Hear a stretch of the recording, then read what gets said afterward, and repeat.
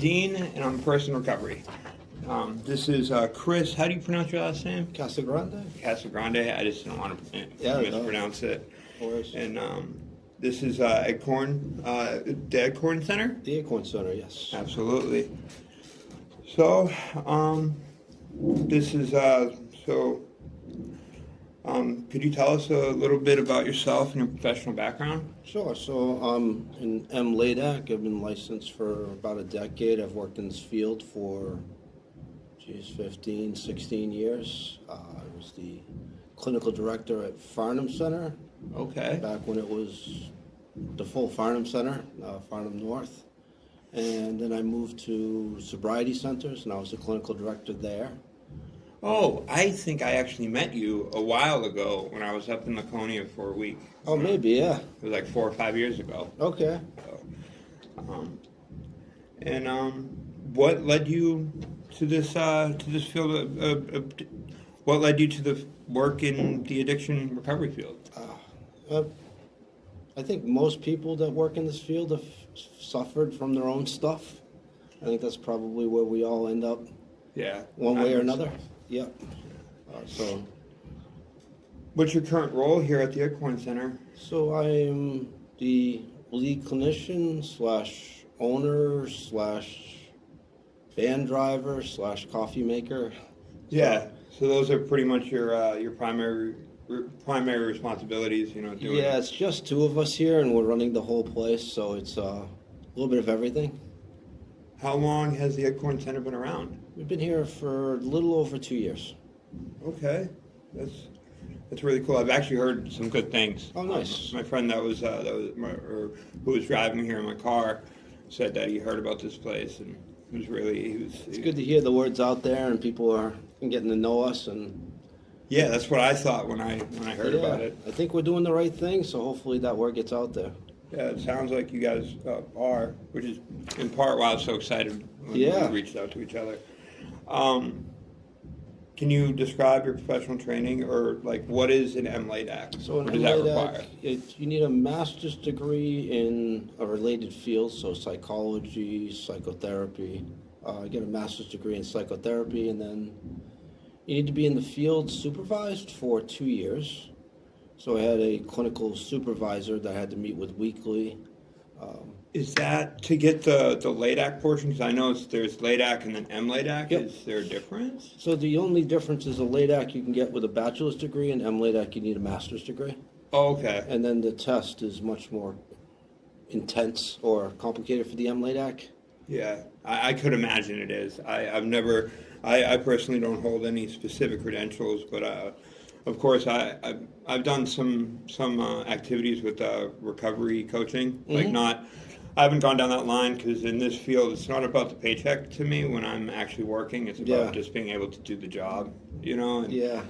once I found out it was pretty quick. How long have you been working in the recovery wellness field? I guess you already answered that. Yeah, about 15 years. Yep.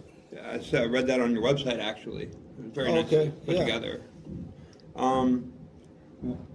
You already spoke on this briefly, but can you speak more on your other roles and or other organizations you worked with or work for or work with? Yeah, so I started at Farnham Center as a counselor. And eventually I became the clinical director of Farnham North. I had a short stint as the program director and realized I really don't like that. Yeah. I'm not the budget guy. Program would be like the overall aspects there? Yes, yeah. So the program director was in charge of North and billing, south, the detox and all cooks, that. everybody. And it's like, I don't want to do that. I want to do the clinical piece. So I That's very cool. quickly decided that I was not cut out for that. Yeah, it can be really hard. I know it can be really hard. I was just establishing a program in Manchester, the Freedom Movement in New Hampshire, and that was a lot of stress for me, and I have little experience compared to you. It's a lot to take on, and I like the clinical aspect of the job. I like doing the groups. I like working with the clients.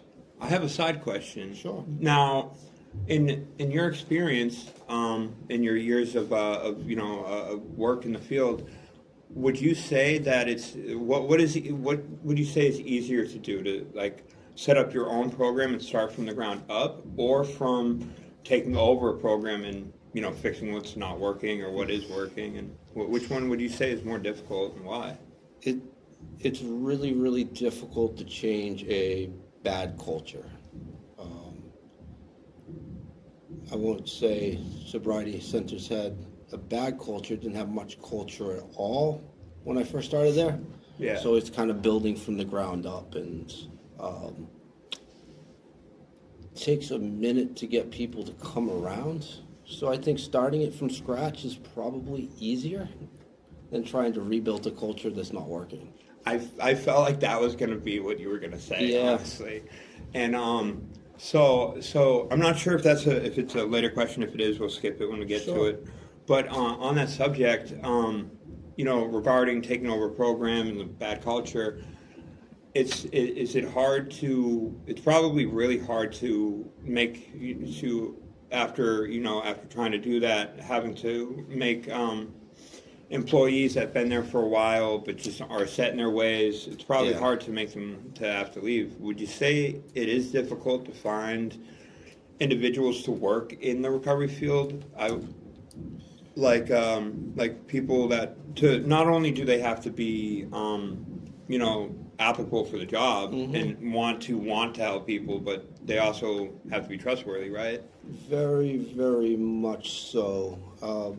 People, when I hired counselors, fell into two categories: brand new and had no idea what they were doing, or kind of set in their ways and had some bad habits that were very hard to break.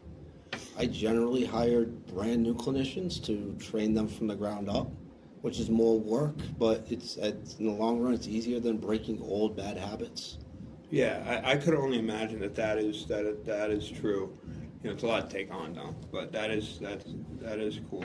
All right, let's now in this portion of questioning, I'm going to ask more questions about the Acorn Center. Sure. Can you explain the mission and the philosophy of the Acorn Center? So I think we opened this with the idea that quality care would create profits. Now, it's not on the mission statement or the philosophy, but that was kind of our general philosophy, that if we took good care of people, if we did the right thing, we would be able to make a profit. Yeah, I could imagine. Would you say a profit? Like for me, profiting was both monetary, so I can pay the bills. Yes. But also like seeing like what would be alumni in the future doing well for a Yes, while. I bet that's yeah. immensely profitable, right? That is, I think that was our main goal, was to help people, to make enough money to be able to keep the place open just to help people. Yeah. And good word would get out about your stuff, Yeah. right? And then you'd still have, clients. And we do things a little bit differently here than most centers, right? Yeah, I noticed your approach focuses on a whole being wellness rather than just recovery. Could you explain a little bit more about what that means? So for me, all of addiction is the masking of a deeper emotional pain. I agree with that. And if we don't deal with that deeper pain, you're always going to be at risk of going back to the thing that eased the pain. Yeah. So it's I don't think we've talked about substance use in this group in the last 3 weeks. We have focused a lot in on the pain and what I can't let go and how to let those things go and how to see them from a different place. I can really appreciate that because I hear a lot in the halls, and being a person in recovery myself, I know that, drugs and alcohol, for me, more drugs and alcohol, were a solution to a problem. Yes. And until it became a problem by itself. Yeah. And so I can appreciate that you guys do that. And I could never fault somebody for managing their pain in the way that makes sense to them. Yeah. It's like if I came in here on crutches because I turned my ankle, you wouldn't give me a hard time about managing my pain. Well, I see addiction the same way. I'm doing the best I can with the pain that I feel. Yeah. I commend you for that, honestly. What specific services does the Acorn Center provide. Can you explain the differences between PHP partial hospitalization Sure. and the IOP? So PHP is partial hospitalization. It's 20 hours a week, 5 days a week at a minimum. IOP is 3 days a week, 3 hours a day at a minimum. And then we also do outpatient counseling and assessments, which are individual sessions with me or Heather. Do you guys do virtual programming at all, like Yes. virtual IOP and stuff? Yep. So we have virtual PHP and IOP.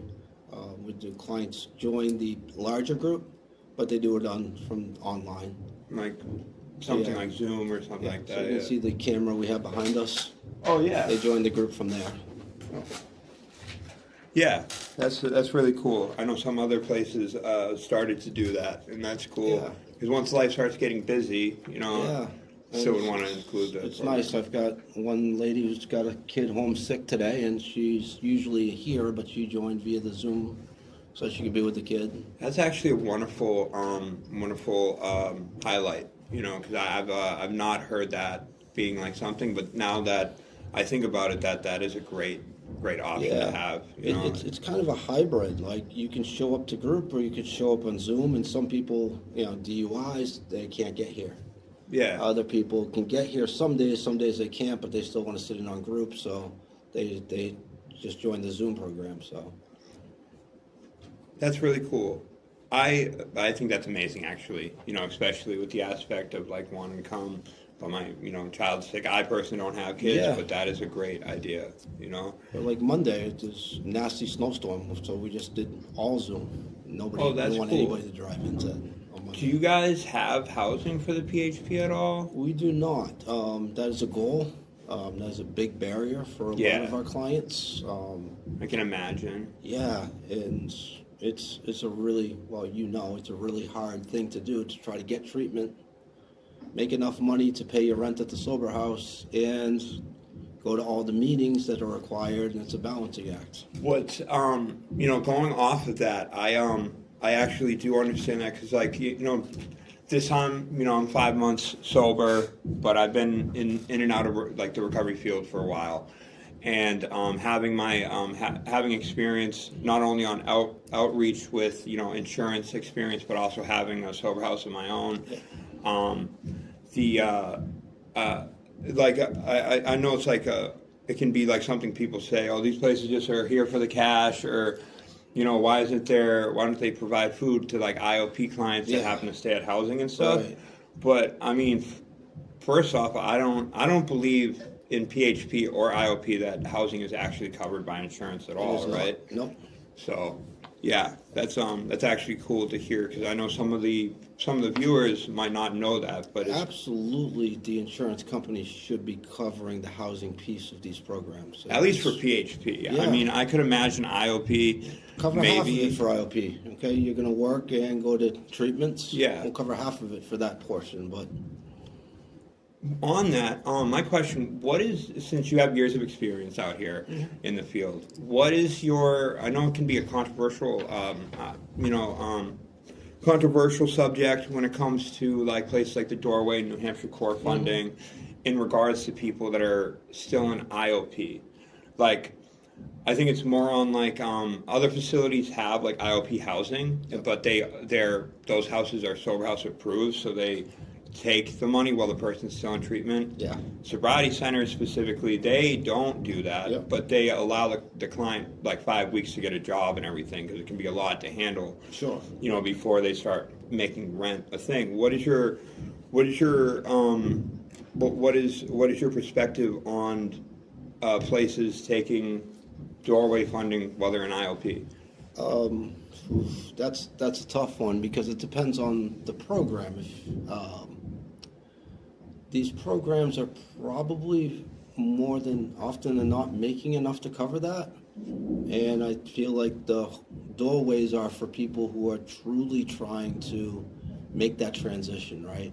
Yeah, or especially once they're out of IOP, which Yeah. is why I like how Sobriety Centers happens to be doing that 5-week time frame Yeah. and not taking funding. I mean, like they'd probably take funding from like a church or something that's Sure. once I get into sober living, that in my mind, in what I've done in the past, and how I see it play out is once I go from the program that I'm at, especially if it's like inpatient, outpatient IOP, like once I go to the sober house, I might not have money to move in or anything, so I'm going to want the doorway funding, and somebody that's not as experienced as me in being a client and also being and have been employed on the business side too, they're not going to know that money's gone or how the difficulties of that. That's why I personally don't appreciate places necessarily accepting the money. Think about it. You just got out of detox and maybe residential, and you're still a mess. You're still cleaning up the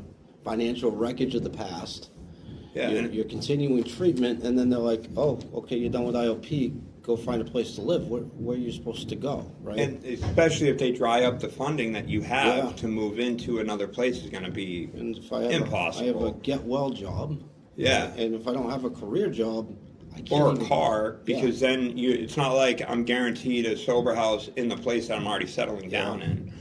So that's personally why I think in certain circumstances, taking doorway funding in that manner can be helpful.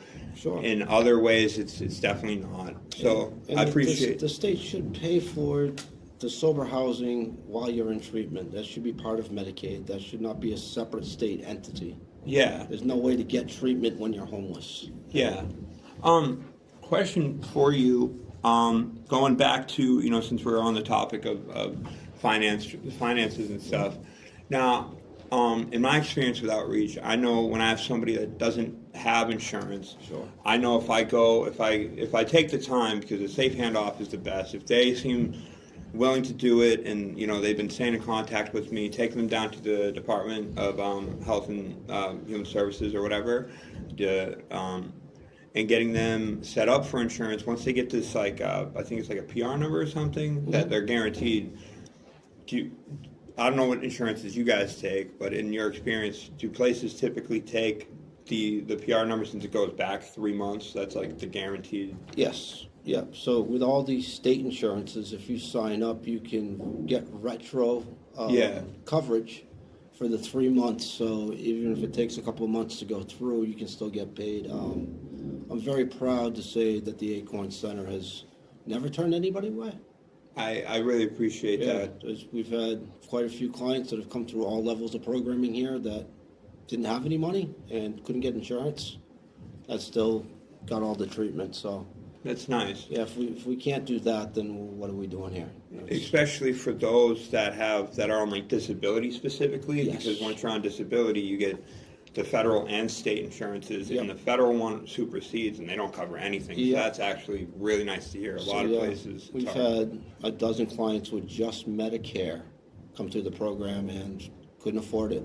So They probably wouldn't have gotten service anywhere else, because it's really hard to get a place. It's beyond me why it's so hard to get a place to sponsor a participant, especially if they're really motivated for treatment. Because there's like one place in Florida or something that covers people on that type of insurance in the recovery field. the problem is, in the state of New Hampshire, to accept Medicare, you have to be in a hospital or affiliated with a hospital. So basically, you'd probably have to sponsor. A lot of programs out here Yeah. don't do that, so you'd have to sponsor the client. Yep. So, all right. So I think we went over most of this. Like, how did the Acorn Center get started? I think we went over that. Well, specifically, what gaps in services were you trying to fill? I think we kind of went over that. But. Yeah, I think there's, especially in outpatient treatments, there's more of a piece other than just the how do I stay away from a drink or a drug. There's a social piece, there's a family piece, they're rebuilding my relationships, my finances, and all of that is not addressed in the residential. I mean, Yeah. it's residential does a great job of teaching you how to stay away from a drink or a drug. But when you're actually out there in the world again, facing it, you start to realize there's more problems than just, I couldn't stop drinking or using. I think that's kind of a big bridge that the outpatient departments allow us to. Yeah. I noticed for me, a lot of places really don't. I mean, I was in and out of treatment, for 7 years where I'd get out, find some work, as a BHA or something. But I never really got the social aspect, a lot of places just say go to meetings, but they don't go over that's where you can find socializing and stuff. And That's so important in it really recovery. It's a social program, not just a addiction program, and finding that sense of community and rebuilding those relationships are fundamental to your recovery. Yeah. Do you believe? I know back in the day, probably when you were first getting into the field, it was probably less, live recovery out loud. But now, I personally think you can put on a resume, honestly. Yeah. But would you say? Well, what is your thoughts? You think living recovery out loud, like saying I'm a person in recovery, is like the way to go, or should you stay more silent about it? I think it depends on your circle, but I see it becoming more and more acceptable. If you're going to become a police officer, you probably don't want to share that you're in recovery. Yeah. But I think it's more and more, it's like, oh, they went through something difficult and they figured it out and they did the hard work. Why wouldn't I want to see that? Yeah, I think not only, for me, advocating to live recovery out loud for me is by, if you look at it from trying to get hired or something, it explains the gaps pretty easily. And then a lot of people are actually in recovery too. So that's why I was asking, because I see it as a resume builder when I'm hiring. It's absolutely. Like, oh, you figured out how to stay sober? I'm putting you on the top of the pile now. Yeah, absolutely, especially in this field. Yeah. That is how I look at it too. All right. In this portion, we're gonna go over the recovery community and the current challenges. Based on your experiences, what are the biggest challenges facing people in recovery today? I think it's probably the same thing that's facing most people is the cost of housing, the cost of living. How do I get treatments and cover my costs? And it's a very unique situation where family or friends can cover you for the 6 months or so you really need to go through all this programming. What have you seen change over the years in that specific piece? I think it's gotten harder. 20, Not easier, really? Yeah, 20 years ago, you could get an apartment for a crummy apartment, but an apartment for $400 a month, $500 a month. Now it's $2,000 a month for the same cost place. of living. Yeah. But But have you seen I know sober living isn't necessarily the best option for some people from their perspective. I know after being in and out of treatment, I know sober living is where I need to be. Do you think some of the some of the grants and stuff have been kind of helpful in sober living from where it was to where it is now? Oh, absolutely, yeah. Sober living was there were very few and far between, and most of them were riding on a razor's edge on closing all the time. Oh, really? Yeah, so I think now you have a lot more options for sober living. And they're more stable. Yes, too. yeah. And then you have places like the Hope Center starting to do sober living. Yeah, yeah. And it's got a strong, I know they have a women's area there or something for people that have for women that have children and stuff. Yeah, that's the FIT program. Okay. But the Hope Center itself, I think they have 3 or 4 houses now. Oh, I didn't know that. And okay. They charge about half what everybody else charges because they're not for profit and they can cover it. Yeah, that's actually nice and news to me. So. Yeah, it's a great program too. Now, Is there, outside of that specific, outside of those, like, pretty much general challenges, I'm pretty certain that's a challenge for anywhere in recovery in the Yes, world, yeah. not just here in New Hampshire. What is some or one of the unique challenges specifically in New Hampshire? New Hampshire needs to build out some infrastructure, needs to build out some systems. Trying to get licensed in the state of New Hampshire is really difficult. The same person that handles my license also handles if you're trying to become a real estate agent or a hairdresser or an esthetician. That's odd, but Yeah, well, it's all under state licensure, right? licensure, yeah. So we've got some of the strictest standards in the country for becoming an MLADC. But which I'm all for, having high standards. Trying to make sure I don't want the wrong people, the quality of people to be in the field. But it's also very poorly organized and structured and really difficult to work with.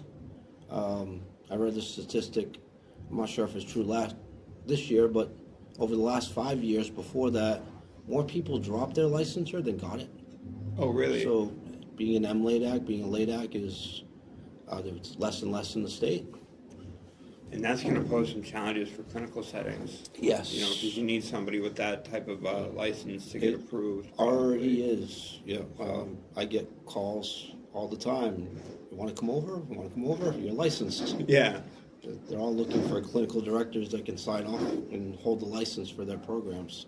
That's definitely good to know. I'm going to highlight that in my notes later. Yeah, we need some kind of a track and policy to promote people to go out there and get those licensures. Yeah. Sorry, I was just reading because I don't know what time it is. I know you have something. Yeah, 25 minutes, so. Okay. Have you noticed, I think we touched on that. Could you speak to the relationship between addiction and mental health? Sure. I think all addiction is a mental health disorder. I think all addiction is covering up and masking emotional pain that we don't know how to get in touch with, how to release, how to let go. I think people experiment with drugs and alcohol, but you don't become an addict until you realize that, ooh, this is actually helping me manage this pain that I didn't even know I had. Yeah. Pretty common to see co-occurring disorders. Yes. Right? Yep. A lot of the times we're misdiagnosing people. I could imagine that is pretty true. I've got, I have an anxiety disorder, or I've got, no, you just have a lot of racing, intrusive thoughts, and you're using and creating more racing, intrusive thoughts. Yeah. When actually going off of incorrectly diagnosing people, I know for a while one common theme was PTSD for me, but typically people would add things to that, and so it wouldn't allow me to address my PTSD problems. Yeah. Today I don't have to be on medication for it. It's really well managed, but until I was able to find somebody that would really help, I had to read into it and everything. So yeah, I see the diagnoses as for the insurance companies, not for the person. Sometimes it helps to share the actual diagnosis with the person, but more often than not, it's not even necessary. And it's for me to bill, I have to diagnose you. Yeah. So, and the worse the diagnosis, the more time I generally get. So it's built into the system for you to get more and more diagnoses. And some of them are legitimate and helpful, and some of them are not. That's crazy to me because I know a lot. I'm not a doctor by any means, but I know a lot about like pharmacology, specifically to do with like some mental health stuff, and that's intriguing to me to hear because if you diagnose me wrong, or if you diagnose me correctly but with something else, the medications change. Yes. And that can have a serious impact, especially with how the new phase or the second gen of meds cause permanent change And over time. So you haven't even healed from the chemicals you were putting in your body, and now we're introducing new chemicals, and we don't even know where you're at. We don't know what your baseline is. especially not like targeting what is right. So that General rule of thumb, I don't like diagnosing somebody in their first year of recovery because their mind, their chemistry is still kind of all over the place. yeah, in a perfect world. Yeah, we have to for the insurance companies, Yeah. but I don't see them as legitimate. Yeah, give me a year without substances and we'll talk. Yeah, I mean, I'm not like if I'm on like a medication myself, I look at whether it's an MAT medication or including methadone and Suboxone, or it's an SSRI or something. If it's what's keeping me sober, I agree with it. Yes. Personally, Yeah. I don't have to take Suboxone every day to stay sober, but if I had to, I wouldn't be kicking myself for it, right? Yeah, and it's saved a lot of people, and I don't want to discount that. Yeah. So I have a 10 more questions to get through. Sure. So I know you're on time. You have a specific time frame here, and I want to make sure you're on time for your next thing. Thank you. I appreciate that. So in this part, connecting recovery to homelessness, I think is something that affected me, and I think is a big part. What do you think the connection between addiction, recovery, and homelessness is? I mean, it's pretty clear cut. When you have an addiction, it's very hard to pay your bills on time. Yeah. People are taught tough love. If you can't get sober, you need to kick them out. They need to hit rock bottom. That's not always true. Well, I think any rock bottom is a solid enough foundation Yeah. to build on. Yep. So If like, your rock bottom is getting into trouble at a family get-together, great. yeah, Doesn't necessarily have to be homelessness. would you say the expectation of like what rock bottom is kind of like almost pushing people to, look at different standpoints, like judgmental, because for me, somebody that's experienced a pretty low rock bottom, right? If I was to say, my rock bottom is what rock bottom really is, Yeah. and hearing somebody that lost their job, been drinking, started drinking a little bit more, but You have a DUI. Call me when you have 6 felonies. yeah, Then you'll be at rock bottom, right? But yeah, their rock bottom is their rock bottom, Yeah. right? What drives me crazy is families will be going through a really difficult time, and then we'll say, well, you're enabling, you're the problem. No, you're doing the best you can with a really difficult situation. Yeah, And there's love, sometimes love is tough love. But sometimes love's just love, and you just need to be in that supportive place. yeah. If I know for me, if my family wasn't, I've always been pretty honest with them, even in my active use. They know that when they don't ask me what the money's for. They just kind of know when I ask them for a couple bucks.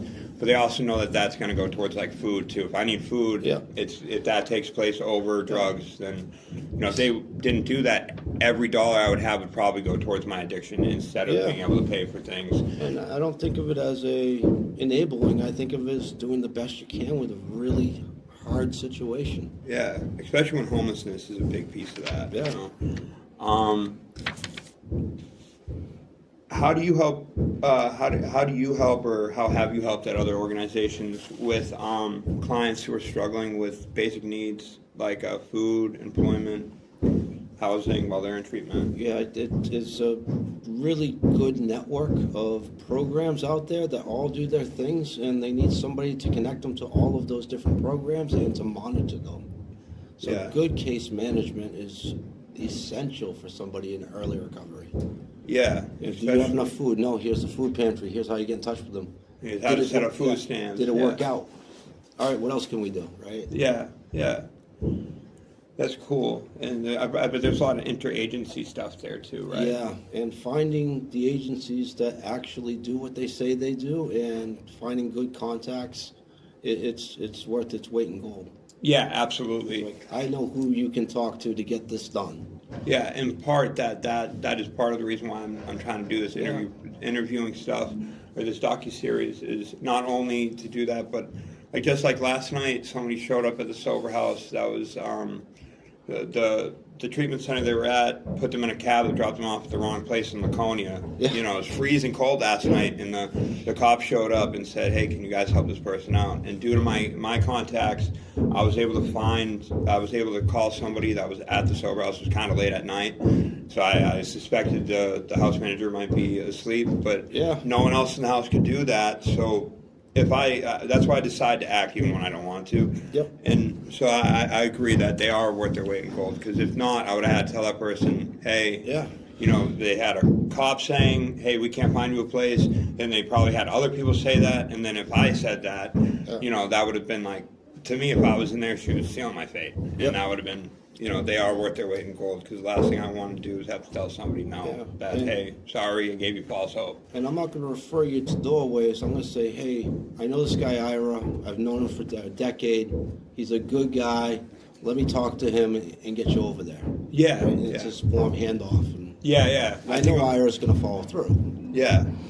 Or like when what do you do when you have to call 211 and the respites are full? Yes. You know, so like that, you know, having a laundry list of people to call is super important in those, because that 5 minutes could decide that person's fate. Yeah. You know, like that might be, because that's somebody's child, somebody's parent, somebody's friend, you know.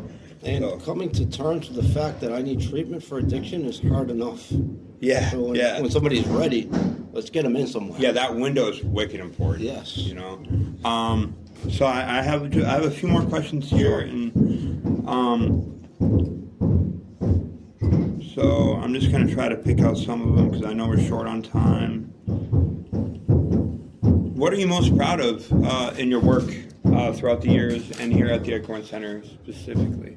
So it's funny because this came up 3 times last week. I have a group of alumni that will shoot me a text on their sobriety date, which I never asked them to do. It just happened naturally. That's awesome. And I got 3 of them last week, and it's like, hey, I've got 8 months, I got 8 years, I've got 4 years, I've just got a year. And just hearing that they're doing well, it's like, wow, you know, that motivates me to do more, right? Yeah, that's the joys in the field. I know a couple of my good friends that I was homeless with for a while. Then they saw me get the building across the street from where I slept at. Yeah. I got them in. I was the one who made the first phone call, whether it was respite or to a treatment center, or just gave them the oh, if he can do it, I can do it. Yeah. And seeing them with their black key tags today, even though I don't have one. Yep. Is the rewards of working in the field, I think. Yeah. So that's really nice that your clients do that. Just giving people an opportunity to kind of reclaim their lives. Yeah. What approaches or interventions have you found to be the most effective? Again, going back to, it's not about the substance, it's about the pain. And then it's also about connection. It's about love. It's about finding your community and people you are responsible for, but are responsible for you. And I would assume that is the what helps your clients achieve long-lasting recovery. Yeah. Absolutely. Yeah, hating yourself enough has never kept anybody sober. So I know we're short on time. So in this last section, sorry to cut that part short. Fine. But I want to go over challenges and area for improvement, since that is the biggest part of why I wanted to do this. Sure.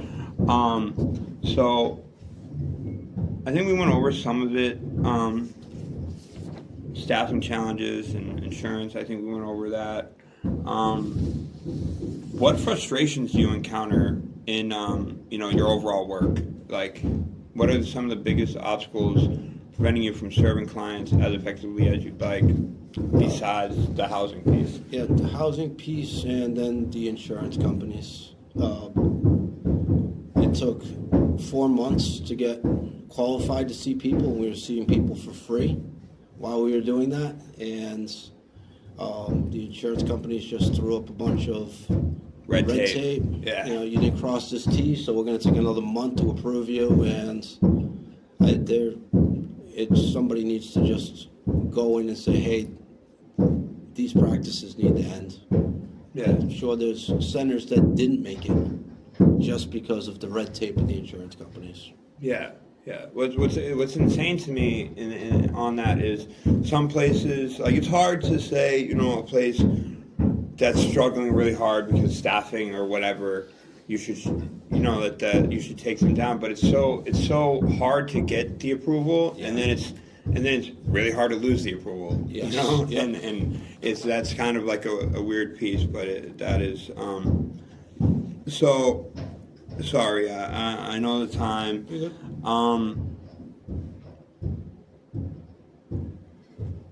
So what recommendations, or looking forward, what recommendations would you make to help improve the recovery and outreach, like, you know, homeless outreach piece system of New Hampshire for, like, policymakers, service providers, general public?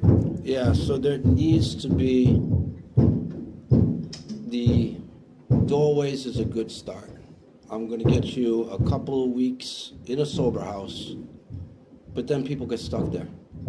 I've got bills, I've got fines, I've got court fees I have to pay, and I'm working a get-well job and paying my rents. There's no way to get ahead. There's no way to save up enough to get my own place. Yeah. And people just get stuck in that rotation. I would love to see somebody get together and have like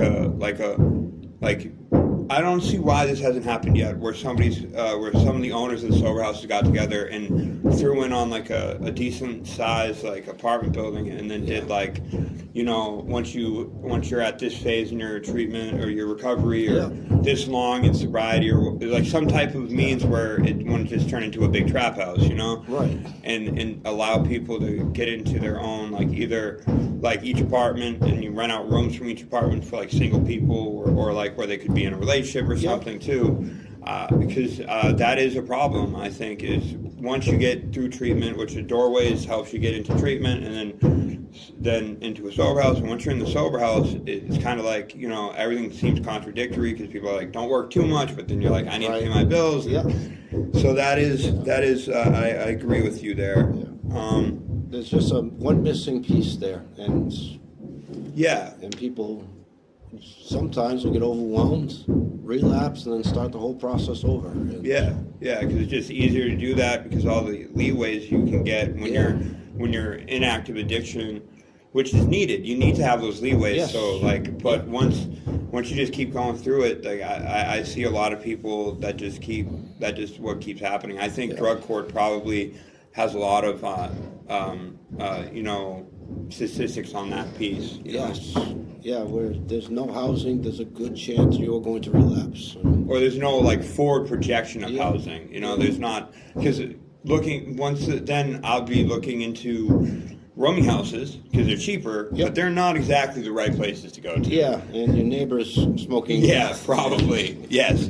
I've been in that specific predicament, and that's what caused me to relapse last time. I figured I would just move out of the sober house and move into a rooming house, and next thing you know, 2-3 weeks goes by, and here's a bubble in my face. Yep. And, all right. What message would you like to share to people who are struggling with addiction, or their families? People, like families that are struggling indirectly from the war on drugs. Talk about it. Talk to each other. Use each other. We push everybody we care about away in active addiction, but that's when we need them the most. Going off of that, what I saw in the past, and I think it's kind of like slowed down, is you get this when your loved one relapses, stop talking to them, cut them off completely. Yeah. That used to be like the mentality. Yes. And if anything, you should just protect, your assets at that time. But I don't think cutting off the individual is what if you want them to survive that relapse, I don't think that's what you should do. What's your thoughts on that specifically? I think that is a horrible message. I feel like that's what they were doing back in the day, though. It still is, and we call it tough love, and you need to cut them off and they need to hit rock bottom. No, that's when they need the love and support and connection the most, not financial support. I'm not going to pay for your addiction. Say no to that, right? Yeah, but keep the phone on. Yeah, that's when I need to talk to you the most, and I think that connection to the people that we care the most about is what carries us through. Yeah. And allows us to get sober and gives us the motivation. Now, I would love to hear your thoughts on this piece going after what you just said. Sure. So, like, a lot of people are probably in that like where they're hearing professionals say cutting them off is the best thing to do, and they're just worried that their family member or loved one's going to end up passed away. Yes. And would you say that it would ease the grief if you kept the line of communication open with them, but they still passed away? Because the idea to me, I've had a lot of success in my outreach, so I have not had to see this, but I could imagine if I was to just listen to the professional and cut the person off completely, like I would still say, just not just saying no to money and keeping the line of communication open just completely until I hear that they're back in treatment. I would feel terrible if in that time, the last time I spoke to them was, oh, you relapsed? Click. Right. Yeah. And when you're in that addiction, you're in some of the lowest points of your life. Yeah, absolutely. That's when you need to be vulnerable the most. But that's when we struggle to be vulnerable the most. That's when we push people away that we need to talk to. Okay. Yeah, that was actually a really powerful piece. I think that is going to be something I'm going to highlight later on in my notes. So this is let's just I don't know the exact amount of time we have, but I'll move 5 on. minutes, yeah. I'll move on to the personal perspective and closing piece. Sure. So you probably touched on this so far, but if you can name one of your what keeps you the most motivated in this line of work? What personally makes you feel the best at the end of the day, even on hard days? Yeah, it's funny. There are no difficult days here. I've had difficult days at work before, but not since I started here. There's such a good feeling of kindness and love and respect in these groups that it motivates, it inspires. I bet that happens, that has a direct relation to your years of experience now. And since this is your place, you're seeing that your help is actually helping. Yeah. And so your bad days just don't happen. For me, when it comes to what motivates me, and I don't know if you would agree, is, seeing people being successful or getting over that initial addiction or that whatever they were going through prior to engagement with you, right? Is that getting those texts, right? It's an incredible gift to be allowed to witness people's personal growth as they pull themselves out of these depths and then go back to having a deeper, more meaningful, more beautiful experience. It's inspiring. I'd spend 90 hours a week here if I could. Absolutely, I agree with you. And then so in closing, is there anything else you'd like to add that we haven't covered? Topics, issues, think important for people to understand? I think it's important for places like the Acorn Center and the Hooksett Center and the Doorways to come together more, to work together. I know some of the bigger places try to keep a closed loop, but the smaller places... Interagency seems to be difficult sometimes. Yeah. So I think... Especially with lateral transfers or something. Yeah, the idea that we're all on the same team and really working in that sense together, I think is huge. Because I can't offer you the housing piece. I can offer you the treatment piece. You can't offer the treatment piece, but you can offer the housing piece. Why are we working against each other instead of with each other? Now, lastly, off of that, have you thought ever about working with the homeless outreach teams, Mary from the 1269 or Acts of Kindness, working with those places directly? So, yeah, we've got open lines of communications to all those places in the Hope Center, and Yeah, if you guys got together, I Yeah. could imagine overcoming as a team, you know, Yes. going to like the state or the cities and as a team, because even like adding, you know, your clout per se to Acts of Kindness out of Manchester from Hooksett at their city hall meetings, stuff like that with interagencies working together, both communities could see some major improvement. Would you agree, you think? divided we fall. Yeah, right? And, Together we stand. Together we stand, and Yeah. that's the piece right now. All the pieces are there. They just need to come together and work together in a meaningful way. Yeah, I really appreciate that recommendation. I actually gained a lot of insight from this, and I hope to Beautiful. take this and be able to help people. Yeah, well, good luck in this, because I think this is a great project, and I think it's going to help a lot of people, and I love to see the finished product when you're done. Absolutely. We'll be in touch, Chris. Thank you so much. Thank you, sir. Yeah. I'm going to jump on a call.